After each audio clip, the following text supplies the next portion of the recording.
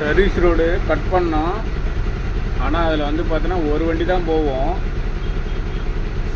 அந்தாண்ட ஒன்று, இந்தாண்ட ஒன்று 2, நான் ஒன்று 3, இந்தாண்ட ஒன்று 4 வண்டி ஒரு சர்வீஸ் ரோட்டில் எல்லாம் கட் பண்ணி உள்ளே போனோம். பாலம் கட்டிகிட்டு இருக்காங்க. 4 வண்டி நிற்கிது முட்டிக்கிட்டு லைனாக. இதில் எந்த வண்டி போகும்? 1 2 3 4 வண்டி நிற்கிது. 4 லைன் நிற்கிது. இதில் யார் போவாங்க? அதில் சொல்லு. மழை ஒரு பக்கம்,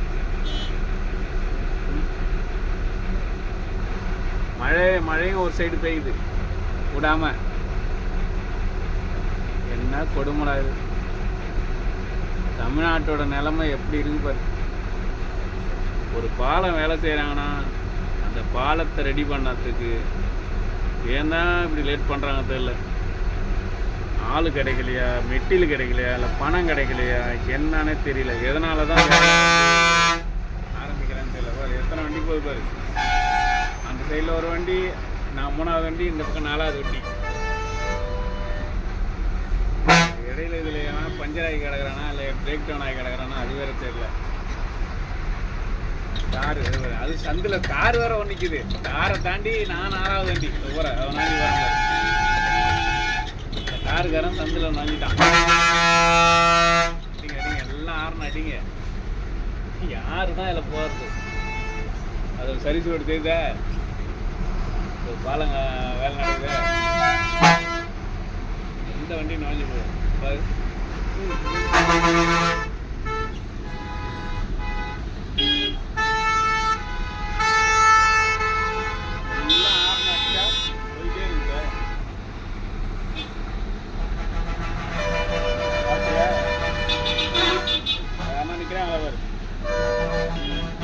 எத்தனை வண்டி போகிறது இல்லை. குறுக்க விட்டு நிறுத்திக்கலாமா? உள்ள விட்டு நிறுத்தல. இப்போ நான் என்ன பண்ணுவேன், எவனையும் விட மாட்டேன். நடு சென்டரில் பிடிச்சிப்பேன். ஒருத்தவனை தப்பிக்க முடியாது. என்னை தாண்டி எவனையும் போகாத அளவுக்கு ஓட்டுவோம். மழை பெய்யுதுல, நம்ம மட்டும் விட்டோன்னா வச்சுக்க மூளைக்குள்ளே இடிச்சு நிற்க வேண்டியதான். விடவே கூடாது.